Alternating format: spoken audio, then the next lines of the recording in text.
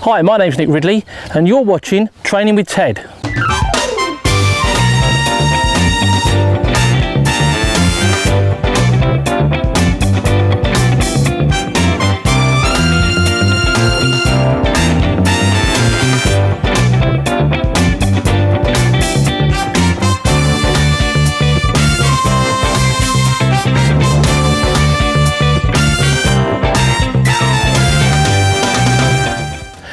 My name's Nick Ridley and I'm a professional dog photographer and journalist, and I've been writing about and training my own gun dogs for the last 28 years. Regular viewers to my YouTube channel and people who read The Sporting Gun, of which I'm Gundog Editor, will know about young Ted here. Ted is my own Cocker Spaniel. He's 2 years old and I've trained him from a puppy.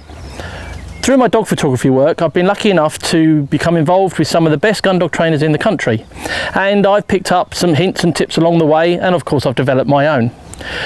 In today's video, I'm just basically going to run through some of the kit that I've used to train Ted, and we're going to start with the most important probably to all gun dog training, and that's the dummy.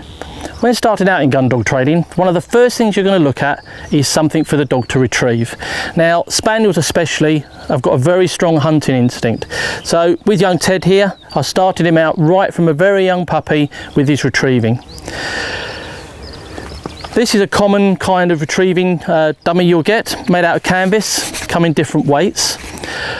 I tried with Ted to give him a variation, so as well as this kind of dummy, I use these rugby ball kind of dummies. These are made by the Working Gun Dog Company, and these encourage the dog to hold around the middle more, especially if they tend to hold the end and dangle, these kind of dummies. The beauty of these is they come in different colours. And I just want to have a word for a minute about what colours a dog sees, because it is important, and if you've got a young dog or a dog that lacks a little bit of confidence, by picking the right coloured dummy can make a big difference. The most common colour you're going to come across when buying a dummy is the traditional green type, like this one here. Leave it, good lad.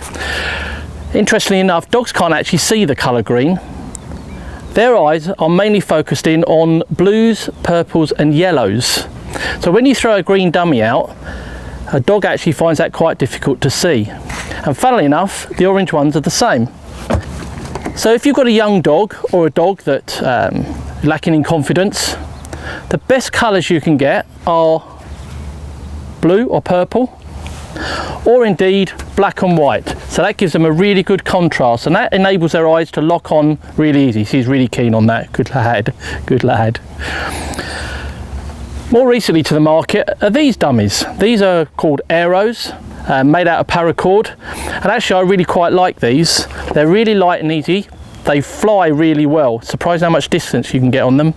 But more importantly, if you're like me, that can't always set out proper training programs, if you're just going for a walk with your dog, they're easy to put in your pocket and perhaps do some memories or something like that. They're very light, very easy and easy to keep clean. I really like them.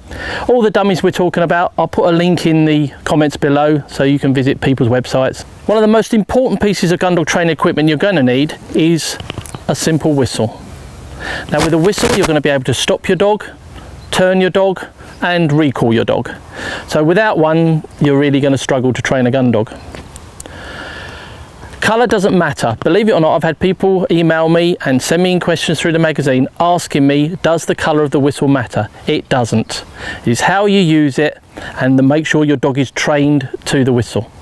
But we'll cover more about that later in another video. Once you've bought all your gun dog training equipment, you need something to carry it about in, and basically there are two options. You can use a bag, or as I prefer, a gun dog training vest. This particular vest is made by Fire Dog in the USA and supplied by a company called Gundog Gear in the UK. I shoot a lot over the dogs, and I prefer this kind of vest because I can also use it when I'm out rough shooting. Nice wide shoulder straps so it doesn't get tangled up when I mount my gun. It's got lovely big pockets at the back, and I can get 3 or 4 pheasants or 2 or 3 rabbits in the back. But of course also I can get plenty of training gear, dummies and all sorts of stuff like that in the pockets. There's another real advantage when using a gun dog training vest over a bag to carry your training equipment in. Quite often when you're training, you take the bag off and you'll put it on the floor behind you, and that can encourage your dog to run past you to find out what's in the bag. You don't do that with a training vest, you keep it on.